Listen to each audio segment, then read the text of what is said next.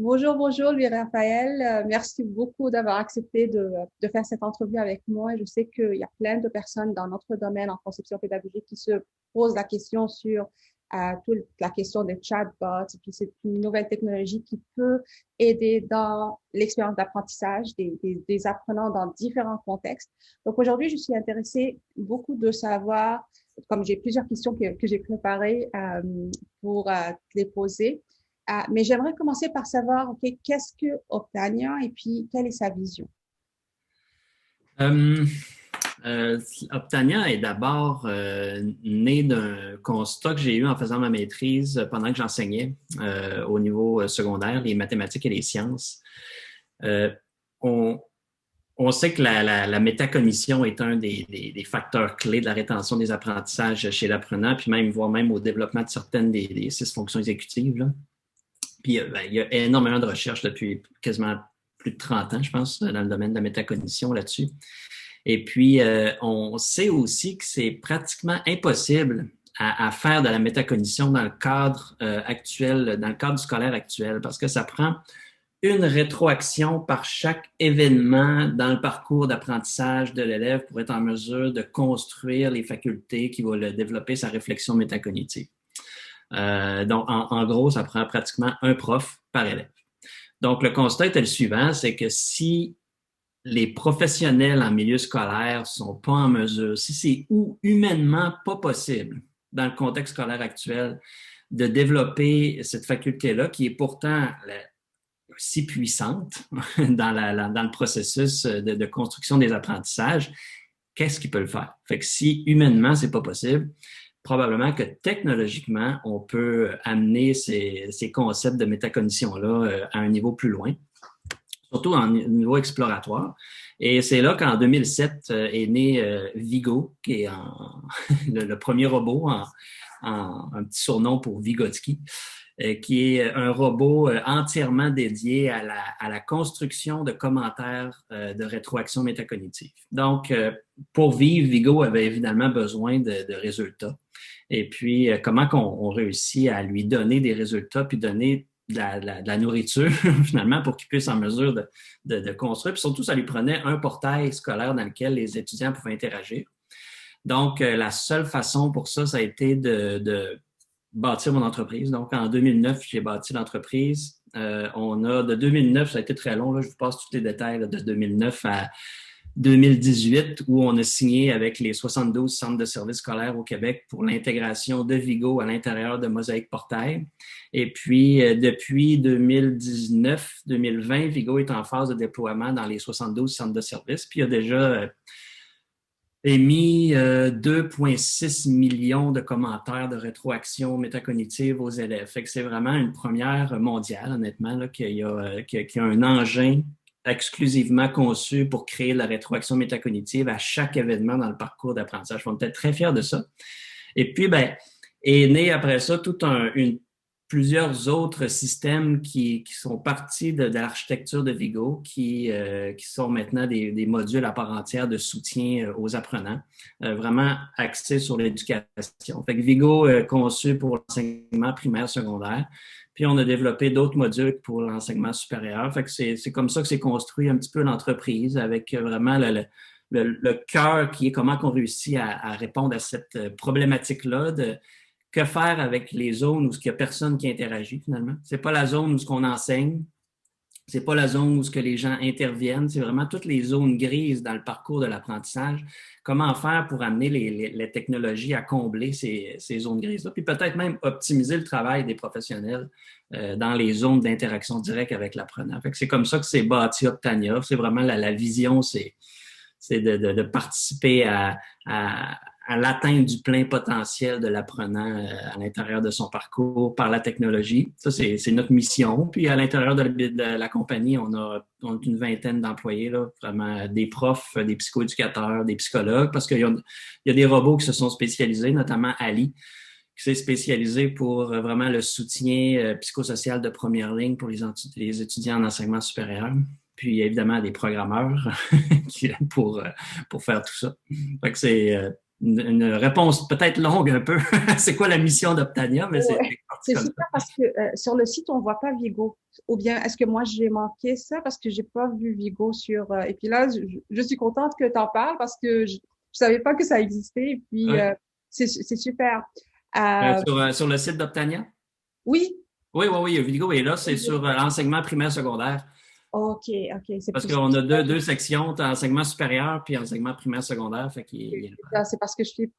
Moi, c'est pas je suis allée à l'enseignement supérieur, je suis pas Ah, allée ben à là. l'enseignement primaire. OK, OK, OK. Mais là, ça, je suis curieuse d'aller fouiller Oui, encore oui. plus maintenant sur le site pour aller voir, Vico. Euh, OK. Et puis, donc, on a commencé de parler des différents services ou bien des différents produits que tu as. Est-ce qu'il y a d'autres services, d'autres produits que Optania présente aussi et qui offre?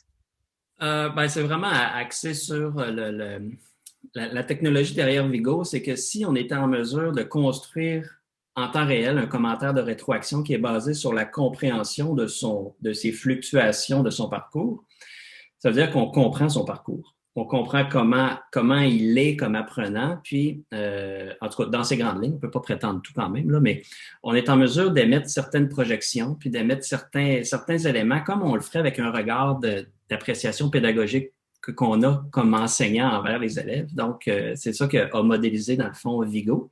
Donc, si on est en mesure de faire ça, on est en mesure d'offrir des outils aussi pour les professionnels, pour être en mesure peut-être pas d'avoir de la conversation avec un robot nécessairement, mais au moins obtenir toute la richesse de l'analyse qui a été portée sur le dossier avant de lui émettre un commentaire de rétroaction. Donc, on a appelé ça la veille active. C'est un outil qui permet de faire une veille en temps réel de l'entièreté des étudiants ou des élèves, puis qui permet de signifier ou de signaler les élèves qui nécessiteraient une attention une attention particulière. Donc, au primaire, ça a été ça. On l'a fait aussi au niveau de l'enseignement supérieur. Puis là, c'est devenu le module ISA pour interface de suivi académique, qui là fait vraiment il y a des engins de prédiction à l'intérieur beaucoup plus poussés qui permet de prévoir tous les échecs, mais aussi les élèves qui seraient susceptibles d'abandon ou ceux qui seraient à surveiller. Puis on a greffé un module d'intervention à chacune des détections qui est là pour optimiser justement le travail des apprenants. Fait que ça reste toujours autour de comment on fait pour soutenir. Là. Nos deux créneaux, c'est ça, c'est je détecte, mais il faut que je soutienne vite. Donc, puis lorsqu'on déploie les deux robots qui sont ISA, là, le module de détection, et Ali, qui est le robot d'accompagnement en enseignement supérieur pour les étudiants, ben c'est deux IA, dans le fond, deux intelligences artificielles qui sont conçues avec des fonctionnalités vraiment spécifiques, un pour la détection, un autre pour le soutien. Mais ce que l'un détecte, l'autre veut vraiment faire mentir l'autre parce qu'il veut commencer à mobiliser le jeune sur qu'est-ce qu'il pourrait faire, qu'il ne faut pas que ce soit ça qui se passe. Donc, c'est vraiment deux modules qui essaient de faire mentir l'autre finalement de manière bienveillante, évidemment, là, parce qu'on ne veut pas que l'étudiant aille jusqu'à l'abandon, évidemment. Là. Mais c'est vraiment comme ça que l'IA a été conçue là, à l'intérieur des deux modules. OK, super intéressant. Comment un détecte puis l'autre fait de sorte que il faut Ouais. absolument gérer Ouais, OK, c'est super intéressant. Et comment on fait Entre les deux. pour préparer? Parce que on tombe vite dans l'accompagnement psychosocial. Parce que peu importe la problématique, il y a toujours une problématique aussi de je suis pas capable d'en parler. Puis comment on fait pour discuter avec quelqu'un qui, au départ, ne veut pas parler? Parce que c'est souvent ça. Là, on le voit sur les problématiques psychologiques. Ça prend très longtemps avant de pouvoir parler à un professionnel parce que le processus d'empowerment, c'est tout le processus de mobilisation de la personne jusqu'à discuter avec quelqu'un qui peut m'aider est très long puis très rare, surtout. Là, il y a à peine quelques pourcentages de gens qui vont discuter avec un psychologue, alors que le besoin est très grand. Donc, mais c'est le même principe pour tous les types de problématiques, que ce soit une problématique scolaire, une problématique dans ma vie personnelle qui n'est pas nécessairement très grave, mais comment on fait pour préparer le jeune, l'étudiant, l'élève à parler de ce que je vis à un professionnel. Donc, toute cette phase de préparation-là, ben, elle peut se faire avec un engin intelligent qui comprend ça, puis qui est conçu pour ça. Fait qu'il est conçu pour, oui, commencer à préparer ma mobilisation, mais commencer aussi à me préparer à parler, parce que c'est quoi parler à un intervenant? Il n'y a personne qui le sait tant qu'il ne l'a pas testé. Puis c'est ça qui est très intimidant dans le processus d'accéder aux soins. Ben, je l'appelle des soins, mais au soutien, dans le fond. Donc, c'est ça. Fait que ce qu'on disait là, par rapport aux détections soutien, fait que le robot qui est conçu pour faire mentir le robot de détection, ben, il va préparer aussi, parce que dans l'interface ISA, il y a tout un module pour que les intervenants prennent action, puis consignent leurs interventions. Mais ça, c'est, ils ont parlé à l'élève, ils ont parlé à l'étudiant. Donc, comment je fais, moi, de l'autre côté, pour préparer l'étudiant à mentaliser le fait que c'est bon recevoir de l'aide, c'est bon commencer à se faire aider, puis c'est qui les professionnels dans mon milieu qui peuvent m'apporter du soutien. Fait que c'est vraiment tout axé vers l'accès aux professionnels, mais dans la zone où il n'y a jamais d'interaction avec ces étudiants-là. OK, c'est super intéressant ce que tu es en train de dire. Et puis là, je vais bouleverser mes questions un peu. Et puis, aller vers OK, donc Ali va donner accès ou bien il va recommander des services, etc. Mais comment il fait pour déclencher cette conversation-là? Comment ça fait pour... Et puis après aussi, c'est comme l'humain, il a beaucoup de nuances. Alors, comment ça fait qu'il va y avoir cette conversation-là qui va mener au empowerment, qui va mener à aller chercher de l'aide? Ouais. Ça a été la grande question. Depuis 2010, on a essayé toutes sortes de façons de pouvoir donner accès à cet outil-là. On va l'appeler un outil, là, parce que même si c'est de l'IA, là, ça reste un outil quand même. La manière qu'on a trouvé maintenant, c'est qu'il faut offrir à l'étudiant un contexte d'interaction qui est pas juste centré sur une problématique, qui est vraiment centré sur j'y vais pour toutes sortes de questionnements, idéalement, mais quand même dans un certain cadre, mon cadre d'interaction. Donc, pour l'enseignement supérieur, on a vraiment trouvé, enseignement primaire, secondaire, c'est facile parce que Vigo est branché dans le portail scolaire, c'est un petit robot dans le bas, comme on voit les chatbots dans le bas des écrans. Tous les étudiants au Québec, tous les élèves au Québec ont Mosaïque Portail maintenant, puis lorsqu'ils vont pour consulter leurs résultats ou leur horaire, les travaux que le prof a mis, c'est le portail scolaire, puis Vigo est là. Puis dès qu'il y a un nouveau résultat, ben là, il entre en là, puis « Hey, j'ai une nouvelle note en français, tu veux-tu la voir? » Puis là, l'étudiant clique sur, puis là, Vigo peut dire « Hey, puis là, il fait son commentaire de rétroaction. » Il me dit « Ah, tu sais, c'est pas mal mieux que la dernière fois, tu m'avais dit que tu avais de la misère à participer en classe. Peut-être tu as essayé les trucs qu'on avait discutés. Là, je vois que ça commence à porter fruit parce que tes résultats s'améliorent. Fait qu'il est vraiment dans ce type de commentaire-là qui peut retourner à l'étudiant. Fait que dans le cadre scolaire, c'est facile, on est dans le portail. Ailleurs, ben là, il faut être où ce que les étudiants sont. Évidemment, ils sont sur un téléphone portable, même sur scolaire, là, mais donc on a créé une application dans laquelle le robot est là. Mais on le présente à l'étudiant comme un système d'accompagnement dans ma vie étudiante. Juste comme ça. C'est pas là que tu vas avoir tes résultats, pas encore en tout cas, mais c'est pas là que tu vas avoir tout ton questionnement sur c'est où mon cours, c'est aussi, mais sur juste le fait de m'accompagner comme étudiant. J'ai un souci. Moi, j'ai juste j'ai besoin des fois, je pose une question parce que j'ai un questionnement dans ma vie d'étudiant.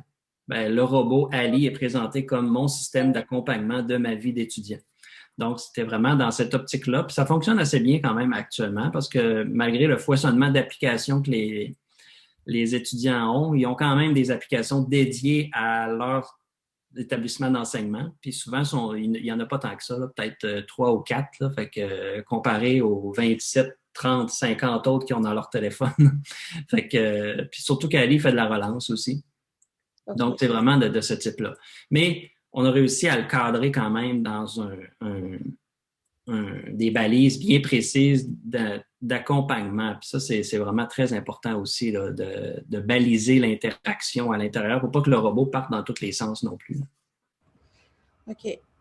Parfait. Je vais arrêter de parler de ça et puis je vais revenir tantôt avec des questions encore plus précises à propos de Ali. Et puis, j'aimerais te poser une question concernant ce que j'ai trouvé sur le site. Tu parles de la technologie bienveillante. Alors, comment tu définis une technologie bienveillante?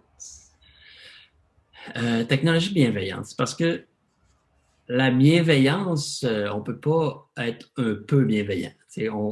On l'est ou on fait autre chose. Pas, ça ne veut pas dire que c'est mal, là, mais la bienveillance, c'est comme c'est pas un mot qui est lancé comme ça. C'est parce qu'il y a plein de chaînes d'interaction qui sont attachées au concept de bienveillance. C'est-à-dire que je peux pas t'orienter vers un axe qui sera pas bienveillant, qui sera pas bénéfique pour toi. Je peux pas discuter avec toi sur des trucs qui ne seraient pas bénéfiques pour toi. Tu sais, il y a comme un paradigme qui balise l'ensemble des interactions technologiques entre l'outil puis l'étudiant. Donc, pour arriver à ça, on a créé une architecture qui est vraiment en multicouche, qui est la première couche, qui est la couche de modélisation du cadre d'enseignement, c'est-à-dire déjà là, comme un cadre de l'éducation, on a déjà des couches, on a déjà des conceptions de l'interaction qu'on va avoir avec nos élèves.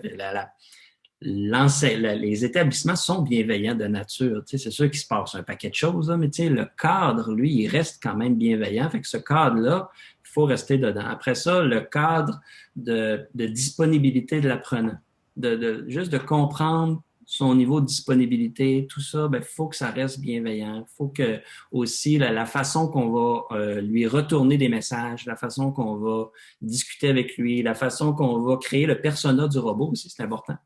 Comment que le robot, comment il construit ses blagues, comment il construit ses commentaires, comment il fait ses relances. Tout ça, ça doit rester dans un cadre où ça ne peut pas être jamais mal interprété. C'est ça, là. Il ne peut pas avoir cette nuance-là de mauvaise interprétation. Ça crée une limitation. Ça, c'est sûr. Ça crée une limitation parce que on ne pourrait pas juste lancer... Ali pourrait, par exemple, être beaucoup plus performant qu'il l'est actuellement si c'était juste le noyau IA qui contrôlait l'ensemble des interactions. Juste le module de reconnaissance du langage, puis on associe toutes les interactions avec ça, puis il pourrait avoir des interactions beaucoup plus riches et diversifiées, ça c'est sûr, dans certains contextes. Mais on arriverait vite à des frontières où ce que Ali s'est trompé, puis Ali continue à converser même s'il s'est trompé. Fait que là, on sort du cadre bienveillant parce que là, on n'est plus sûr. On n'est plus sûr à 100% qu'on est en train de faire du bien à l'étudiant. C'est qu'on a laissé le noyau IA là. Fait que c'est pour ça qu'il faut qu'on restreigne le noyau IA dans une zone d'interaction qui est bien spécifique, puis que la gestion des interactions ne se passe pas là. Elle se passe vraiment dans une couche qui est la couche de modélisation de qu'est-ce qu'on veut que le robot fasse dans un cadre institutionnel ou éducationnel. Donc, c'est ça qui gère, dans le fond, les interactions. Donc, la bienveillance, c'est pas une façon de parler, c'est vraiment modéliser de cette manière-là. Là. Puis même l'outil de détection, c'est pas juste avec un Ali. Je dirais pas que c'est facile de faire des outils de détection, mais maintenant, la technologie avec le machine learning permet de prendre un ensemble de données, puis quelqu'un qui veut vraiment est en mesure de faire un outil qui va détecter des étudiants à risque. Ça, honnêtement, c'est pas... La bienveillance, elle vient pas là. Elle vient dans le même système où ce que j'ai détecté, il faut que je m'assure que ce qui a été détecté va être pris en charge par quelqu'un parce que sinon, je l'ai détecté puis j'ai laissé aller cette information-là qui pourrait amener du bien à la personne. Fait que c'est pour ça qu'on n'a pas le choix dans l'outil de détection à créer aussi un module d'intervention, de relance, de suivi avec les intervenants, puis de suivi des interactions par rapport à la détection qu'on a fait. Fait qu'il faut que ça reste dans un cadre bienveillant. Donc, ça restreint beaucoup, ça complexifie beaucoup le développement qu'on en fait, mais au final, on est en éducation, donc on n'a pas le choix là, d'interagir comme ça. Ben, on a toujours le choix parce qu'il y a beaucoup de systèmes qui ne le font pas, mais en tout cas, on n'a pas fait ce choix-là, ça c'est sûr. Ouais, c'est ça. Donc, la bienveillance dans ce système-là, c'est pas juste comme avoir les prédictions, mais agir à partir de ces prédictions-là et puis faire Ouais, on ne peut pas laisser une prédiction en suspens. Ouais. Il faut s'assurer qu'on a tout mis en œuvre pour qu'il y ait des humains qui comprennent qu'est-ce qui a été détecté puis qui prennent action rapidement par rapport à ce qui a été détecté. Fait que ça complexifie beaucoup le système. C'est pas que ça a été long à construire, mais maintenant, c'est efficace sans bon sens. Ouais. Et puis, on parle beaucoup de tout ce qui est éthique et puis le billet dans les données, etc. Donc, comment vous gérez ceci? Comment vous vous assurez que l'utilisation de la technologie est une utilisation éthique, critique, et puis vous réglez le plus possible, c'est ce côté-là, et puis le billet.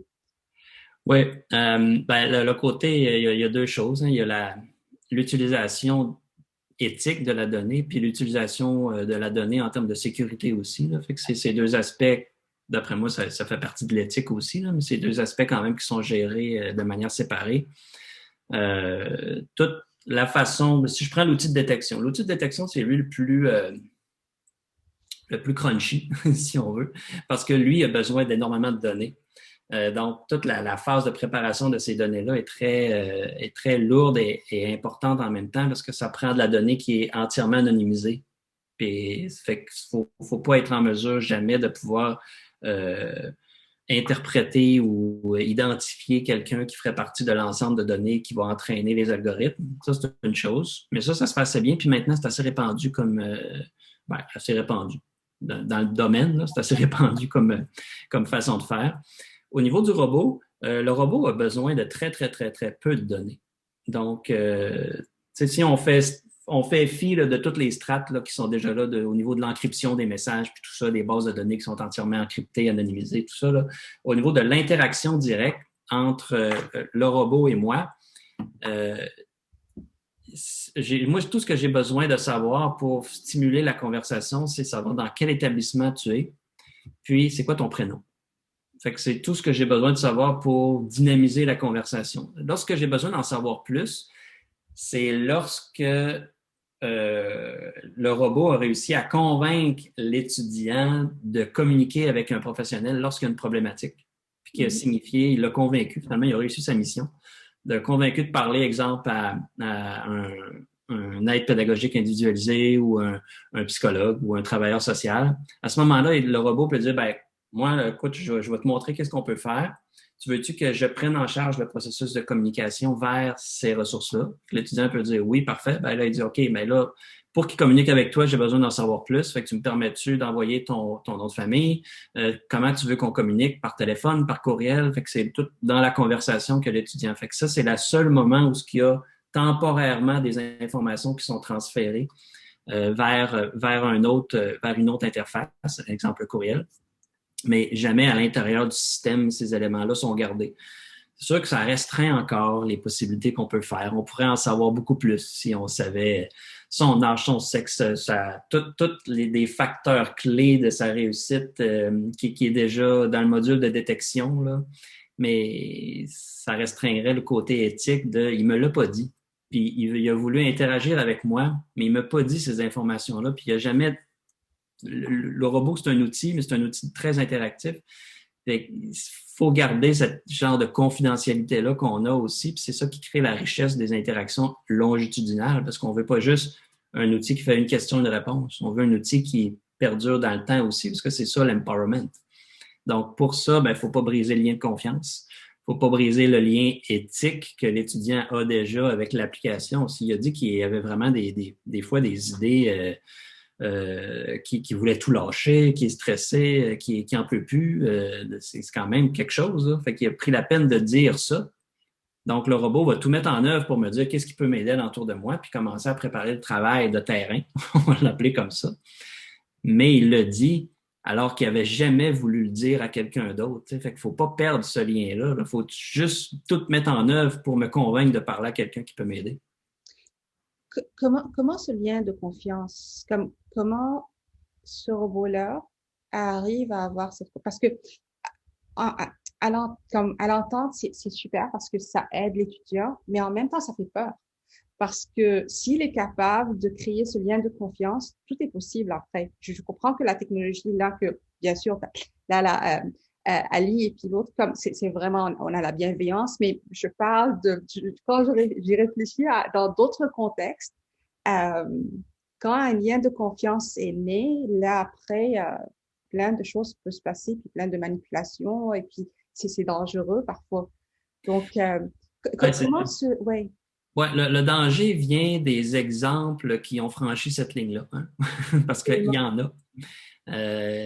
C'est sûr que c'est comme n'importe quoi, là, dans le fond. C'est que tous les systèmes peuvent être mal utilisés s'ils n'ont pas à l'intérieur des balises d'interaction. Ça, c'est sûr. Ouais. Euh, un système bien bête, c'est à l'intérieur par exemple, de Microsoft, je ne peux pas faire des présentations PowerPoint. Le système est bien balisé. Puis, j'ai pas peur d'utiliser le système Word pour faire des présentations PowerPoint. Fait que alors que technologiquement, en arrière, tout le permet, là, parce que c'est la même suite, exemple, la suite Office.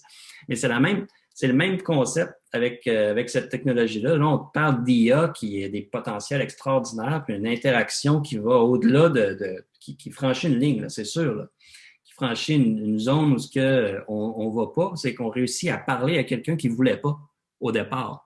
Ouais. Donc, c'est une zone qui est très peu explorée actuellement.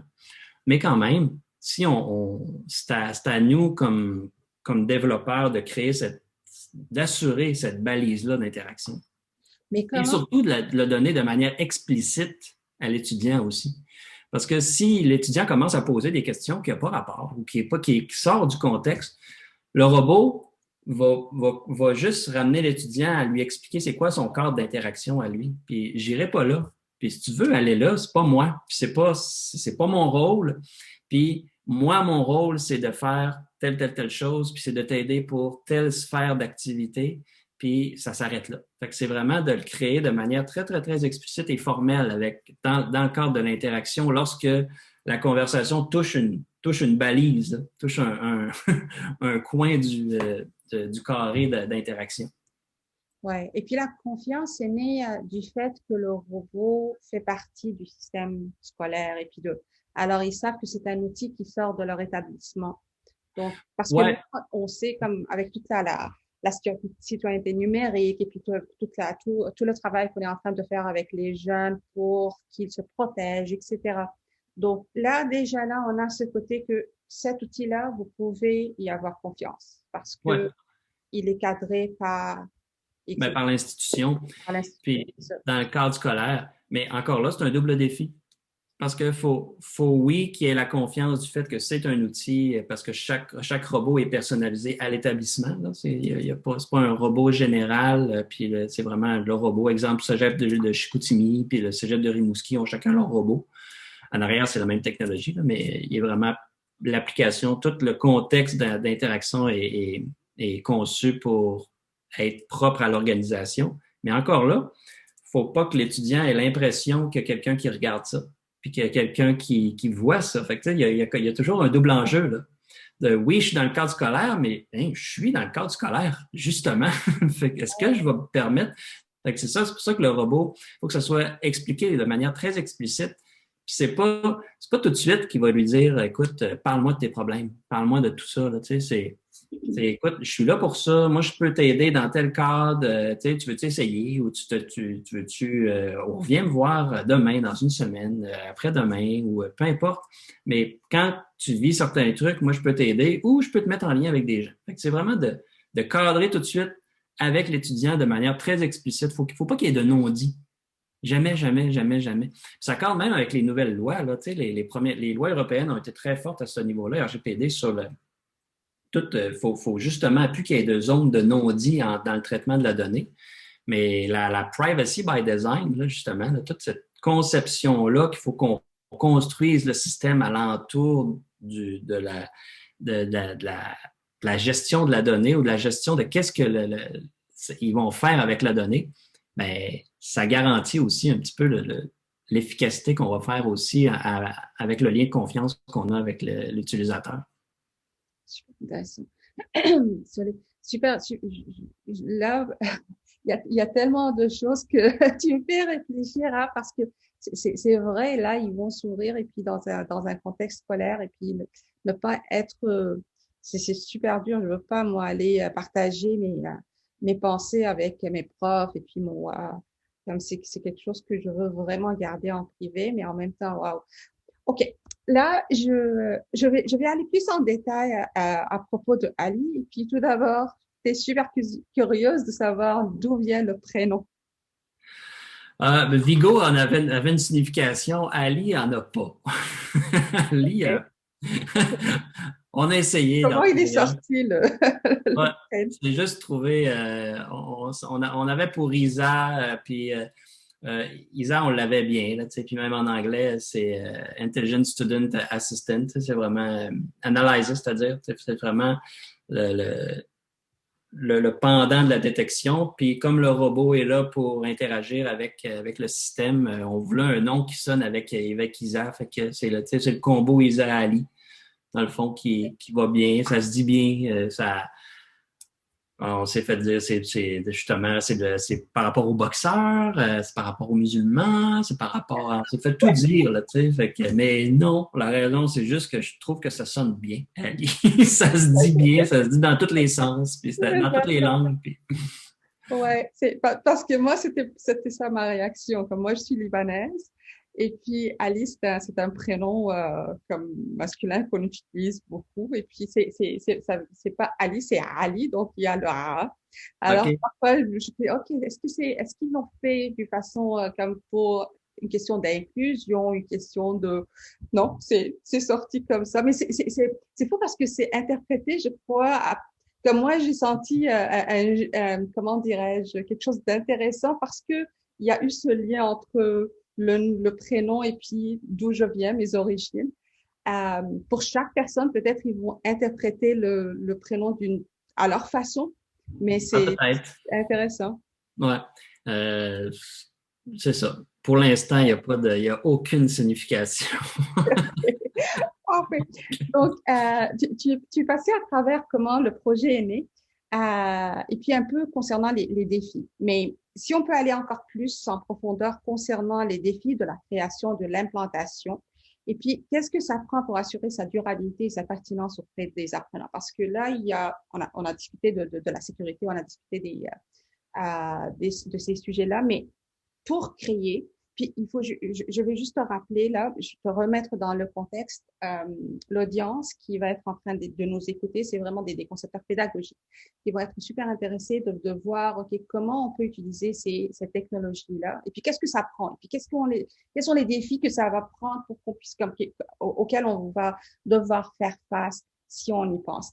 Donc, quels étaient les défis majeurs, et puis quels sont les défis majeurs de la création d'un tel outil et de son implantation? Le défi majeur est pas au niveau technologique. La technologie reste toujours un défi en soi, là, mais on avait quand même une bonne idée parce on avait Vigo quand même qui fonctionnait, puis on connaissait bien le cadre. On est des gens qui sont issus du domaine. Moi, je suis enseignant, mais il y en a d'autres. On est une bonne équipe qui vient toute du milieu de l'enseignement. Donc, le défi était plutôt sur l'adhérence des professionnels dans les milieux.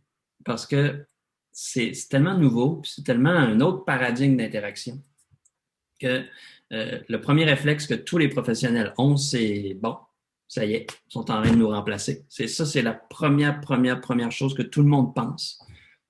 C'est de l'IA en éducation, on est en train de me remplacer. Donc, je ne sais pas d'où ça vient, là, je ne sais pas qu'est-ce que les gens ont comme exemple pour penser à ça, parce qu'il n'est jamais arrivé quelque chose qui fasse ça avec de l'IA, mais on se bat contre quelque chose qui est une idée répandue. Donc, c'est vraiment à ce niveau-là, le plus gros travail à faire, là, c'est vraiment l'adhésion des gens à l'intérieur. Puis là, ben, lorsqu'on présente comment que le robot fonctionne, si je regarde avec Ali les premières maquettes qu'on a présentées, exemple avec notre partenaire Rimouski, toute la pertinence de créer un système d'accompagnement de première ligne pour aider la rétention, ça, tout le monde était d'accord avec ça. D'où le projet est né.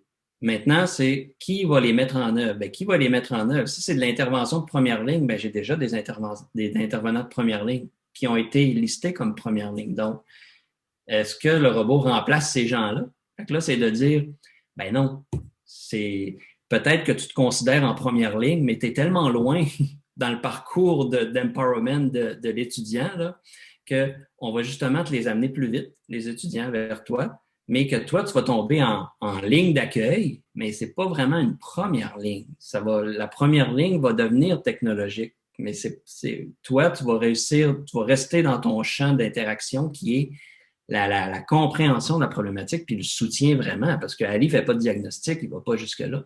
Donc, c'est comment on amène l'adhérence de ces gens-là?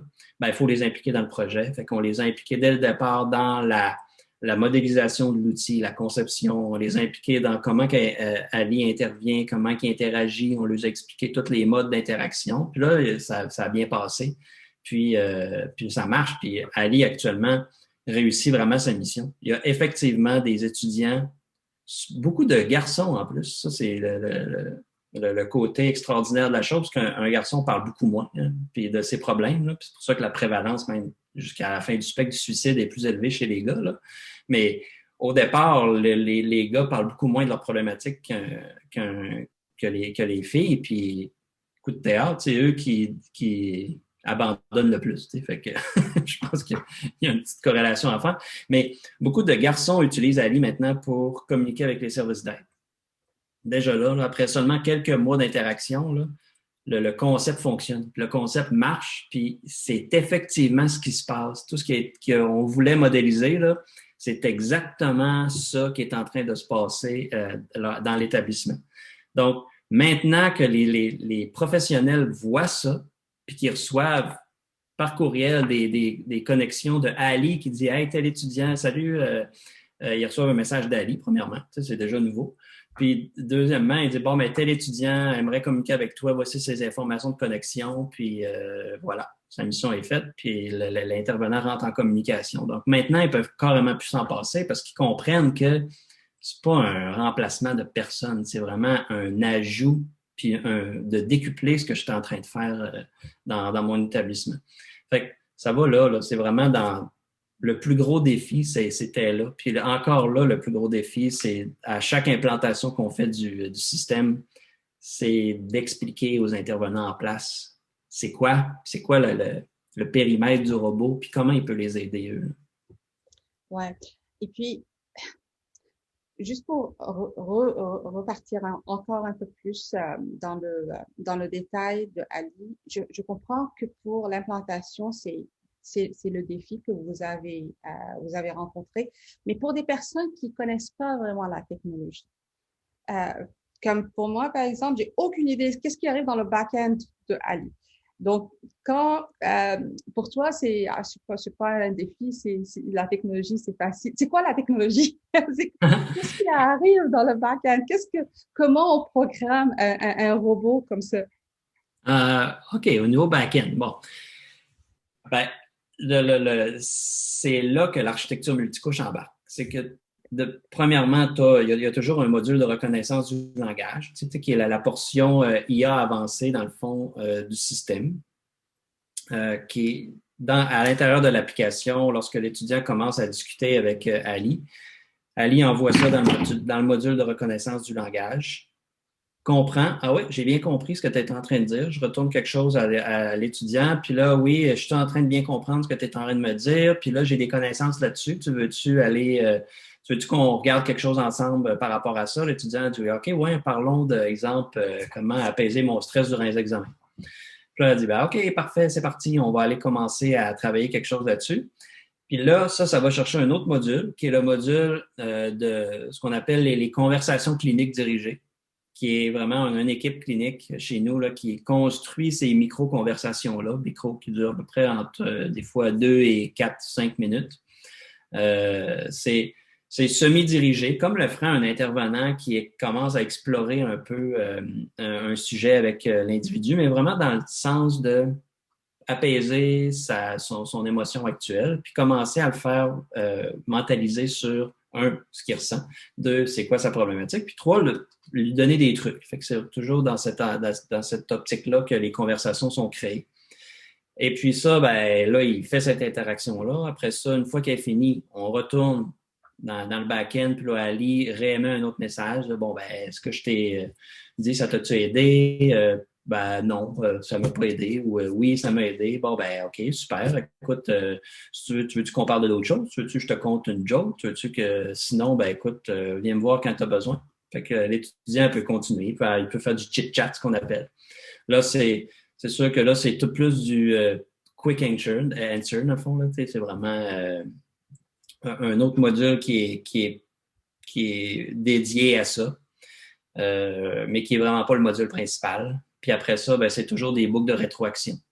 Ensuite, toute la gestion des non-compréhensions de ce que le robot fait, ça, c'est une autre couche de ce que l'étudiant a dit, c'est-à-dire. Donc, si le robot n'a pas compris de manière pas mal sûre qu'est-ce qu'il voulait dire, il va dire, bon, ben, écoute, je comprends pas ce que tu dis. Au lieu à 60%, j'ai compris, fait que je te donne quand même une réponse, on va pas là. Faut rester bienveillant. Donc, on dit, bon, ben, j'ai pas vraiment bien compris. Veux-tu m'en dire plus ou veux-tu m'aider à mieux comprendre, t'sais? Fait que s'il a vraiment, vraiment pas compris, ça peut arriver quand même, là, tout dépendant de ce qui est écrit aussi, on est tributaire de ça, là. Ben, là, il va dire, bon, regarde, je comprends pas ce que tu as marqué. Je suis un robot. Je suis juste un robot. Mais voici les sphères d'interaction que je peux interagir avec toi. Puis là, il propose plein de thèmes. Fait que, il dit, bon, ben, écoute, moi, là, j'ai été conçu pour ça, rappelle-toi, là, tu sais, on en avait déjà discuté. Fait que voici les thèmes que je peux dire parce que j'ai pas compris ce que tu me dis. Fait que tu veux-tu en choisir un là-dedans ou ben non, juste revenir me voir plus tard. Fait qu'il peut cliquer sur exemple, solitude, exemple. Puis là, OK, je comprends mieux ce que tu voulais dire. Voici, là, maintenant, quels les éléments que je pourrais t'aider. Puis là, on repart à une autre conversation. Fait que c'est vraiment back-endment parlant, là, c'est vraiment comme ça qui est structuré le robot. C'est plein de modules qui sont vraiment conçus pour s'enrichir les uns les autres.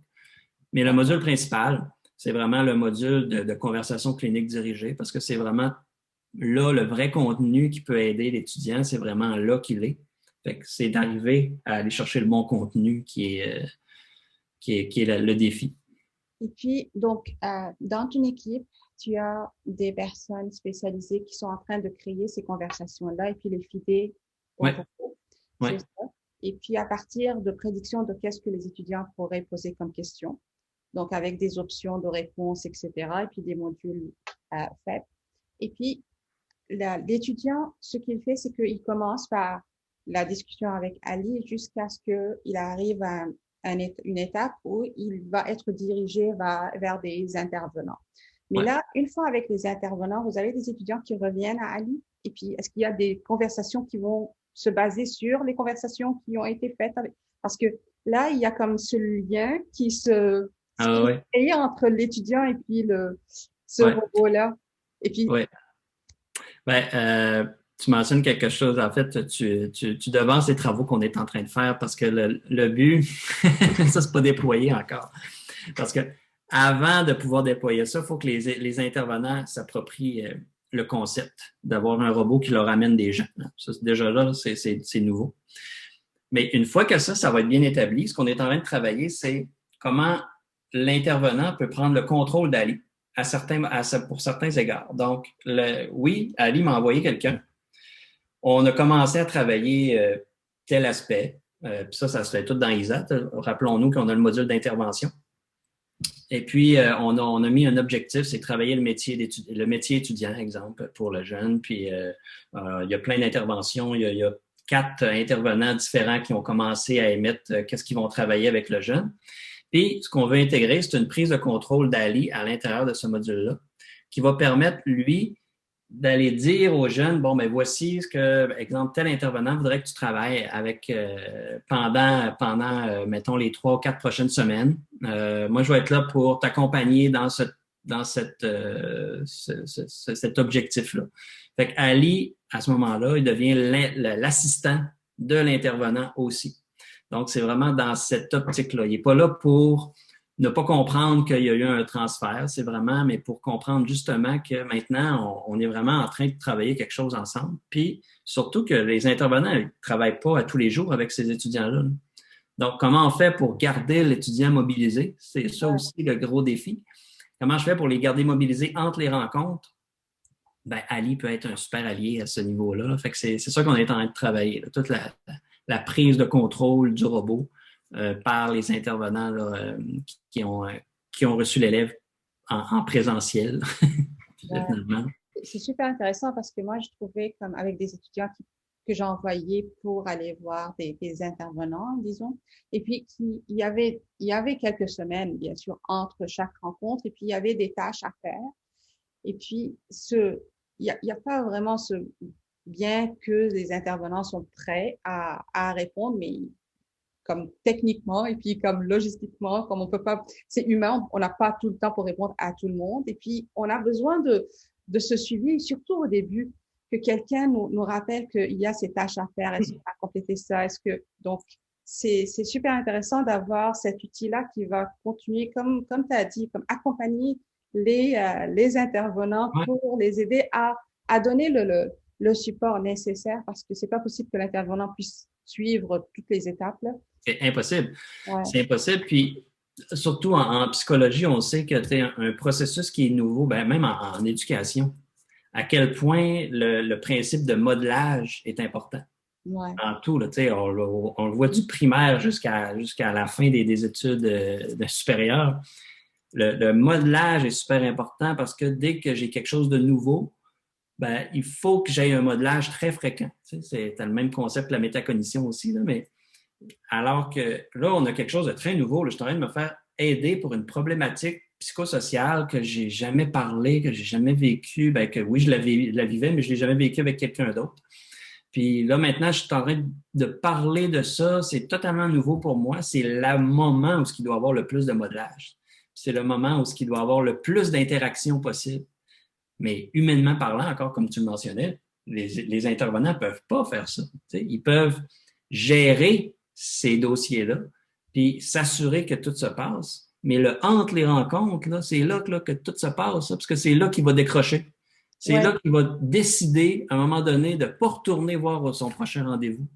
C'est Ouais. là qu'il va totalement partir. C'est ce qui se passe actuellement. Là. Donc, comment on fait pour minimiser ça? Ben, c'est en créant du modelage fréquent. Donc, c'est pour ça que le contrôle de l'intervenant, d'aller par l'intervenant est super important, mais il faut qu'il soit lui aussi très balisé. Fait que c'est ça qu'on est en train de modéliser là, à l'intérieur des systèmes. Parce que ça serait intéressant. Et puis là, la discussion, elle est tellement comme riche. Et puis là, c'est stimulant.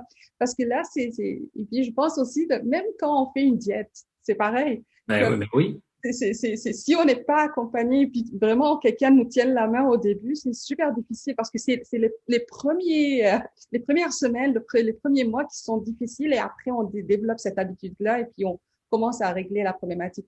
Mais même durant et puis tu es en train, bien sûr, de travailler dessus, peut-être je suis pas en train de dire quelque chose de nouveau, mais ce serait intéressant d'avoir durant les conversations entre les intervenants, peut-être quelque chose qui va aussi un red flag, qui va, par exemple, donner, je sais pas moi, quelque chose que l'étudiant va dire, qui va faire sonner l'alarme chez l'intervenant que, OK, là, il est à risque de décrocher. Parce que là, il est en train de poser des questions ou bien il est en train de, je sais pas, quelque chose, un behavior qu'il est en train de faire que là, l'intervenant va se dire, OK, là, je dois absolument le contacter avant d'attendre les 3 semaines ou le mois parce que là, on est en train de le perdre. Donc, je sais pas si, mais je crois qu'il y a beaucoup de suivi intéressant qui pourrait se faire à travers, comme tu dis, ton outil qui. Ben, ce que tu viens de mentionner là, c'est crucial parce que on sait que ça aurait un effet. Ça aurait un effet positif. Absolument. Ça présuppose que l'intervenant voit toutes les conversations ou a accès à de l'information que l'étudiant n'a pas dit qu'il voulait qu'il soit vu nécessairement. Donc, c'est tout le comment on peut passer ça. Mais d'un autre côté, Isa fait de la détection sur un paquet de choses. Toute la fluctuation de son dossier, elle fait déjà ça. Donc, comment on pourrait lister que l'étudiant il a déjà décidé de communiquer avec l'intervenant? Déjà là, on a un lien de confidentialité qui s'est créé dans lequel il peut transiter beaucoup d'informations, mais pas toutes non plus. Parce que je n'ai pas accepté, moi, que l'intervenant voit toutes mes conversations avec Ali. Ouais. Donc, mais comment on fait pour lui transiter quand même cette information-là qui est cruciale? Parce qu'effectivement, il faut qu'il réussisse à avoir ces red flags-là parce que ça peut l'aider. Donc, ce qu'on a réfléchi actuellement, c'est peut-être à l'intérieur d'ISA de lui dire il y a des thèmes de discussion qui commencent à être soulevés par l'étudiant, puis vraiment le laisser en thème, Ouais. juste pour l'amener à avoir certains leviers de discussion. Juste pour amener l'intervenant à dire mon rendez-vous, c'était dans 2 semaines. Je vais en tasser un, puis lui, je vais le rentrer là. Puis je vais lui proposer si demain, ça ne tenterait pas de parler parce que j'ai une plage horaire qui vient de se libérer. T'sais. Puis je sais déjà qu'il est en train de discuter de certains thèmes. T'sais. Fait que déjà là, ça crée des leviers sans nécessairement briser tout le lien de confiance, de confidentialité. Mais déjà là, on vient de faire un pas de géant parce qu'il n'aurait jamais su qu'il fallait qu'il déplace un rendez-vous avant l'autre. Fait que, on joue quand même sur une zone très grise, Ouais, parce qu'il faut. mais Ouais. et qu'on peut très mince, c'est-à-dire, c'est qu'on peut pas trop dépasser, mais qu'il faut le faire, il faut y aller, puis il faut pouvoir transmettre certaines de ces informations-là. Là. Fait que c'est vraiment super intéressant ce que tu dis là, mais c'est complexe en même temps parce que ça demande tout faut comme faut user de stratégie, honnêtement. Ouais, c'est ça, c'est en gardant la confiance de l'étudiant, en continuant à le protéger, en Ouais. continuant à respecter son privacy, mais en même temps en assurant, comme, ouais, c'est super complexe. Parce que si on le brise une fois, il ne reviendra plus jamais. Ouais, absolument. Puis ça, on veut pas ça. On veut pas parce que c'est peut-être l'année prochaine que tu vas décider de lâcher l'école ou de s'en aller X, Y, Z. Fait que on peut pas se permettre ça là, pour un cas ponctuel, de pouvoir le faire une fois, c'est sûr qu'on peut pas. Là. Fait que, Ouais, ouais. Et puis ça va affecter tout son entourage aussi parce il va répandre le fait que lui, il trust plus, alors que ses amis ne vont plus trust. Et puis, exact. l'expérience négative va se répandre d'une façon comme l'infodémie. Alors, ça va être vraiment très, Ouais, puis on le voit, là, ça prend une fraction de seconde maintenant. Là, pour ouais. ce genre les réseaux sociaux, c'est le côté obscur des réseaux sociaux aussi. Ah, Ouais. absolument. OK, là, je vais reprendre moi.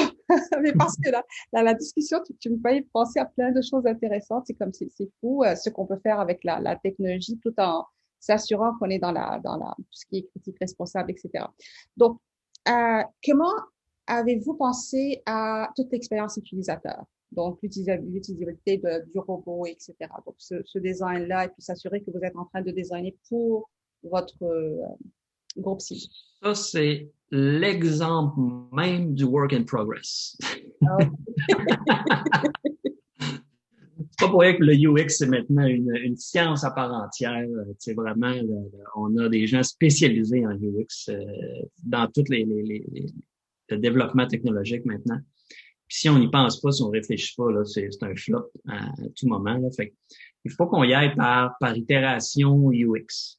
On commence, on offre maintenant, comment on a marché avec Ali, c'est qu'on avait des groupes, des premiers groupes tests d'étudiants. 5, 6 étudiants là, qui sont là. On leur a expliqué le concept, on leur a présenté les maquettes, on leur a dit, garde, mettons, tu as un robot voici comment il pourrait te parler avec toi, il serait présenté comme ça dans l'application.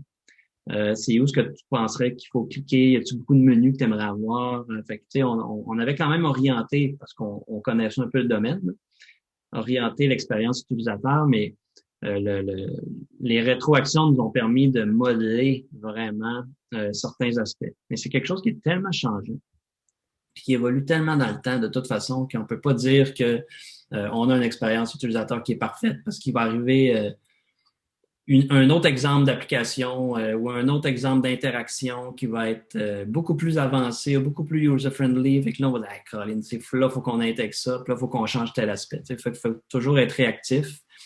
C'est pour ça qu'il n'y a jamais de produits qui sont figés dans le temps. Là.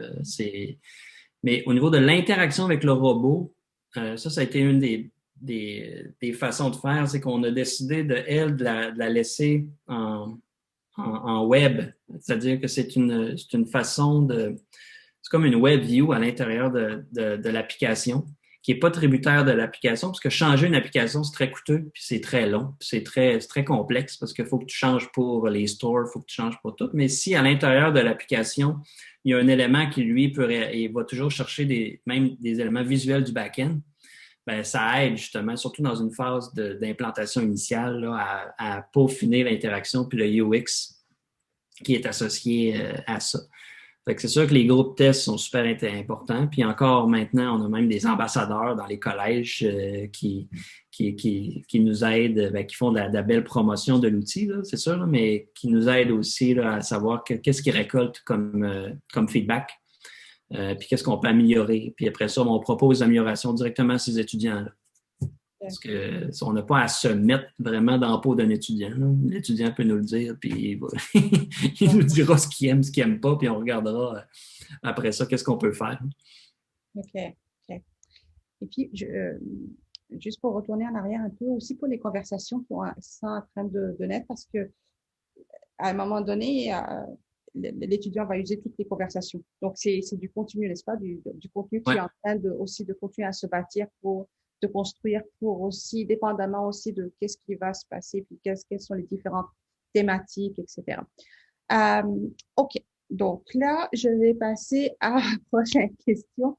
Donc, ouais, on a parlé des conversations parce que là, une question que je posais, c'est quelles sortes de données et contenus sont nécessaires pour alimenter un robot comme Ali. Donc, comme tu as dit, c'est vraiment toutes les conversations et puis les modules qui sont en train de se créer. Oui, c'est ça. Puis on n'a pas besoin de beaucoup d'autres données que ce que l'étudiant est en train de nous donner comme, de nous fournir comme données, finalement, là, de conversation, je parle. Ouais. Et puis, vous demandez son prénom tout simplement pour personnaliser la conversation, pour lui dire, ah, bonjour. On utilise, en fait, comment il se connecte là, de manière très technique, on utilise le système d'authentification de l'établissement. OK. Fait que, exemple, à l'UQAC, on va utiliser le système d'authentification de l'UQAC. Puis, à l'intérieur du jeton qui est transmis, on prend juste le prénom, puis c'est tout, dans le fond. Okay. Fait que c'est tout ce qu'on a de besoin. OK. Et puis, si on veut parler rapidement de l'équipe derrière Ali, on a dit qu'il y avait des programmeurs, il y avait donc, est-ce que tu peux les nommer? Quelles sont les expertises derrière Ali? Psychologue, mais sexologue, même travailleur social, mais aussi des profs puis orthopédagogues, parce que même en psychologie, tu sais, on fait pas de clinique. C'est qu'on amène la réflexion, mais on amène la réflexion jusqu'à la frontière, tu sais, jusqu'à la frontière de vraiment l'interaction clinique. C'est vraiment un travail réflexif sur ma problématique. Puis, c'est pour ça que le modelage est super important. Puis, tu sais, même des profs, les orthopédagogues chez nous travaillent vraiment à, si-tu vraiment bien compris, c'est-tu vraiment l'interaction, est-tu fluide à ce niveau-là? Je suis vraiment en train de créer un modelage, je suis vraiment en train de faire quelque chose qui va rester dans mes apprentissages, que ça reste un apprentissage comme un autre. On avait même pensé utiliser ce robot-là pour être intégré directement à une séquence d'apprentissage. Okay.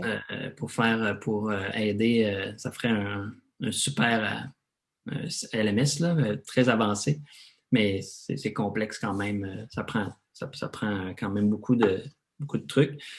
Mais il faut toujours le voir comme je suis en train d'avoir un nouvel apprentissage. Fait que c'est pour ça que même si c'est psychologique, on garde le concept d'apprentissage que je suis en train d'intégrer. Fait que c'est pour ça que l'équipe est multidisciplinaire, avec beaucoup de gens d'éducation, beaucoup de gens de la psychologie, puis beaucoup de programmeurs, évidemment, qui ont dû, depuis 10 ans maintenant, là, s'habituer à parler avec des psychologues, s'habituer à parler avec des profs, s'habituer à avoir ce type de conversation-là, qui est des fois très riche.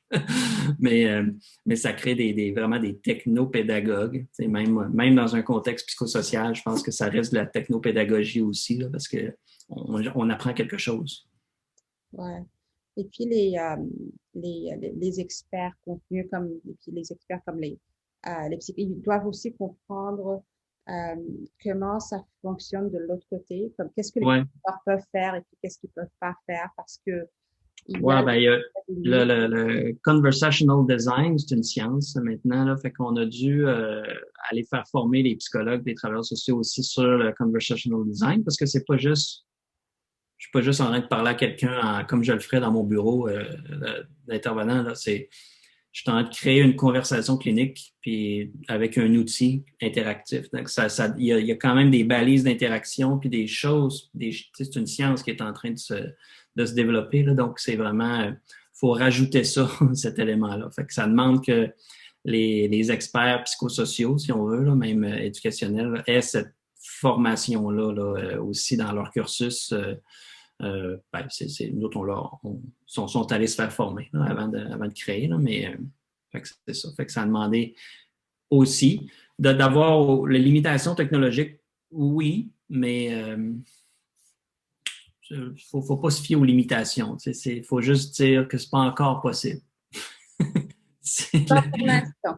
Ça se peut, c'est ça. Pour l'instant, ça se fait pas. Il faut vraiment dire ça se fait pas. Ça, faut proscrire ce mot-là. Là. Non.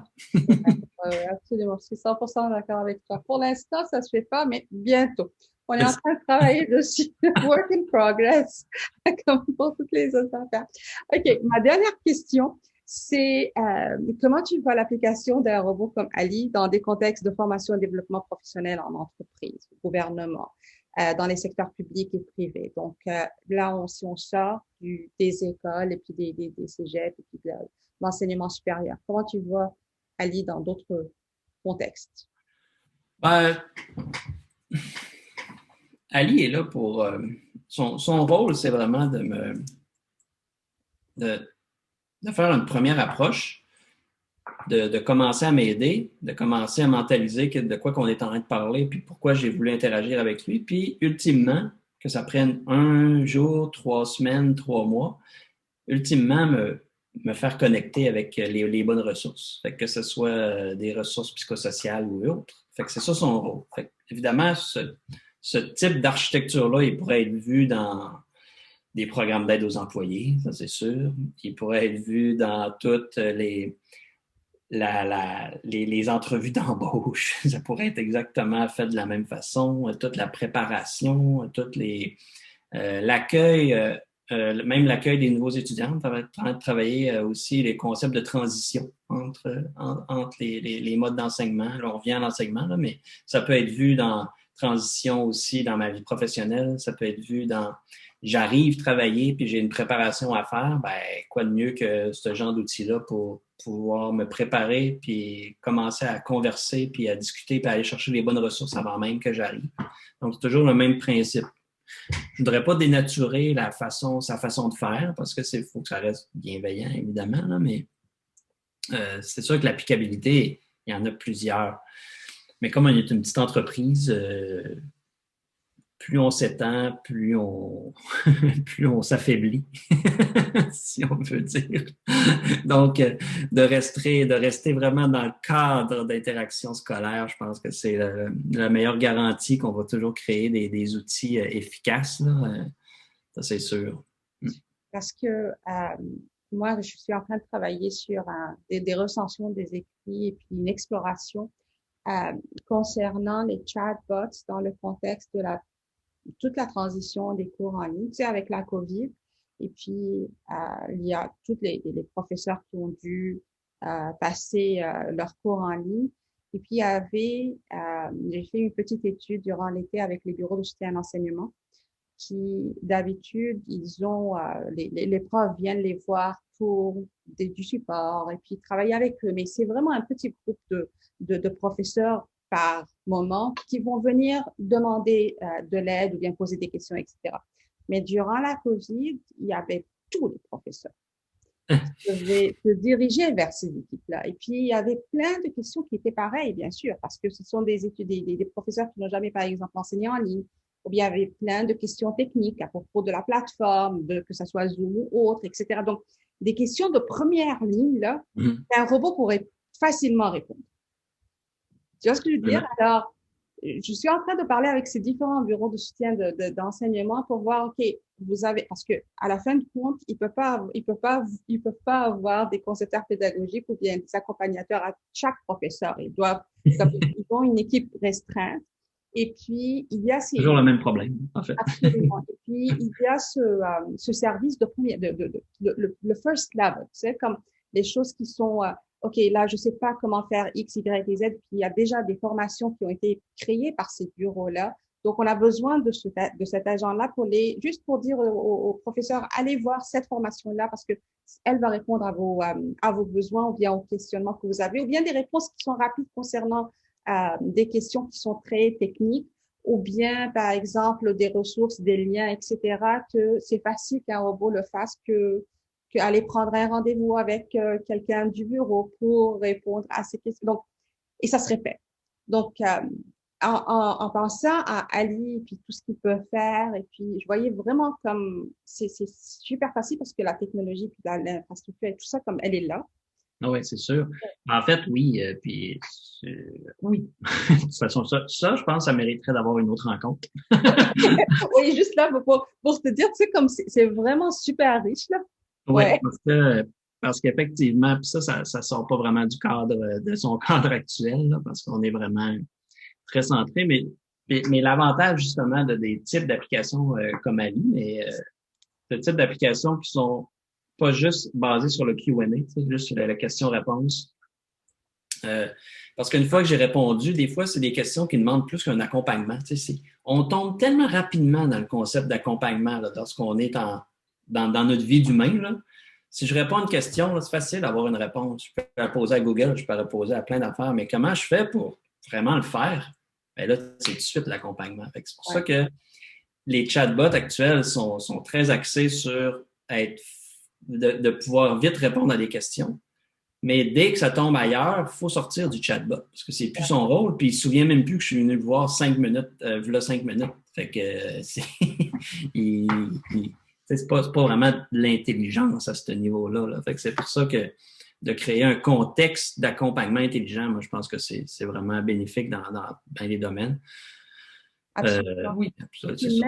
Même, tu sais, comme quand tu parles de Lisa et puis les professeurs, comme les bureaux sont en train de collecter toutes ces données-là concernant que ce soit les problématiques auxquelles les professeurs sont en train de faire face, les formations qui sont les plus fréquentes, les plus demandées, les cheminements des professeurs, surtout au début de carrière, milieu, etc., des gens qui sont déjà avec une expérience à enseigner en ligne, d'autres non. Donc, toutes ces données-là peuvent être, tu sais, comme, alors, avec Ali et puis Isa dans le contexte de, mais comme tu as dit, c'est une autre conversation, je vais pas, déjà là, j'ai prédit 1 heure de ton temps et puis, non, mais c'est une conversation qui est fort intéressante parce qu'on pourrait justement discuter parce que là, on a désigné, puis ça, ce serait le fun justement de la challenger avec ta réflexion là-dessus. On avait désigné un module d'assistant aux enseignants. Fait que c'est vraiment dans ce cadre-là. Mais nous autres, on l'avait vu pas au niveau supérieur, mais c'est le même principe. Là, mais on l'avait vu au niveau de l'accompagnement des nouveaux profs qui arrivent au secondaire parce que le taux de décrochage est tellement élevé. Puis le taux d'abandon avant 5 ans il est astronomique si on compare à tous les autres métiers. Là. Donc, mais pourquoi? Justement à cause des mêmes choses. Souvent, c'est des petits questionnements, je ne sais pas, puis je suis trop gêné je ne veux pas paraître pour quelqu'un qui ne connaît rien, fait que je ne poserai pas la question. Le contexte, même du milieu, peut être des fois aride pour les nouveaux qui arrivent, là, on ne se le cachera pas. Donc, le concept d'accompagnement vraiment de manière anonyme, puis je peux répondre je pense que là, on aurait quelque chose. Fait que c'est pour ça que je pense que ça mériterait une autre conversation, ça c'est sûr. Ce que je voulais te dire avant de clôturer, c'est que même quand on commence, comme que ça soit l'enseignement supérieur ou, je crois, dans les cégeps, etc., comme dans euh, surtout par exemple les profs, et puis parce que j'en fais partie, les tenure track, on a ces 5 ans à se prouver, puis vraiment bâtir notre dossier on est en train de travailler vers notre tenure. Le travail est énorme. On est comme on est dans des olympiades, et puis l'anxiété est énorme. Donc, c'est pas juste trouver des ressources, mais aussi savoir que notre anxiété, et puis notre stress, et puis oh my God, j'arrive pas à arrêter de travailler. Comment trouver un équilibre entre le travail et puis la vie? Parce que là, par exemple, moi, j'ai comme 24/7, je travaille. Et puis, on nous parle qu'il faut trouver un équilibre. Mais comment le faire? Et puis, ça aussi, c'est pas facile d'aller en parler quand tu es nouveau dans ton établissement et puis quand tu veux vraiment tu veux absolument performer.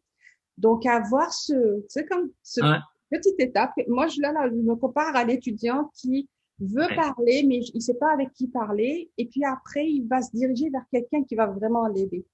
On a parlé de ceci à l'Université Laval et puis c'est intéressant. Ils ont créé comme un module pour les nouveaux profs, pour nous. Mais c'est ça, cette anxiété au début, et c'est commune. C'est comme, je suis pas la seule à le vivre. Et puis, ça serait aussi intéressant. Donc, non seulement la transformation numérique, non seulement les accompagnements dans les approches pédagogiques, mais aussi cette réflexion et puis ce stress, et puis cet équilibre au début qui pourrait être Ouais, intéressant aussi d'intégrer pour avoir cette bienveillance. ouais, mais c'est ça, mais c'est parce que on n'est jamais. Justement, ce stress-là, c'est la première fois qu'on le vit dans ce contexte-là. Fait que c'est 6 mois. Ben, tu sais, en psychologie, ça s'appelle la barrière humaine. C'est pas pour rien, là. Tu sais, c'est pourquoi je suis pas capable de parler à un autre être humain, c'est parce que je sais même pas qu'est-ce qui va sortir de moi. Tu sais. Fait que je commencerai pas. J'ai peur du fait que j'ai pas encore les mots pour exprimer ce que je ressens vraiment. Puis je vis pas bien avec ça, puis je suis super stressé. Donc, je n'irai pas me rajouter en plus le stress de je connais même pas la réaction de l'autre, c'est les mots que je suis même pas sûr qu'il va sortir. Donc, le résultat de ça, c'est je parle pas. Ouais. C'est le premier réflexe là, que tout être humain a, là, c'est si c'est ça qui se passe, je parle pas. Parce que je vais attendre d'être sûr, avant de. Fait que comment on fait pour contrer ça, cette barrière humaine-là? C'est de donner des mots comme un élève ou un étudiant qui est dysphasique. C'est comme une dysphasie temporaire. Dans le fond, elle est situationnelle à ma problématique. J'ai pas les bons mots, j'ai pas les bonnes phrases, j'ai pas la bonne mentalisation encore pour commencer à en parler. Puis, mais quand je vais l'avoir, c'est l'effet d'en parler. C'est un effet, c'est pas une cause.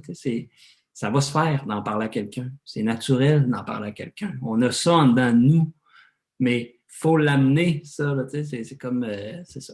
Bref, c'est une conversation qu'on pourrait avoir vraiment longtemps. Oui, Raphaël, merci beaucoup pour ton temps et puis pour tout ce partage. Donc, je voulais te dire un grand merci pour ton temps. Et puis, on continue la conversation, pour sûr. Absolument. Ben, bien heureux d'avoir pu participer, puis au plaisir de se reparler, Nadia.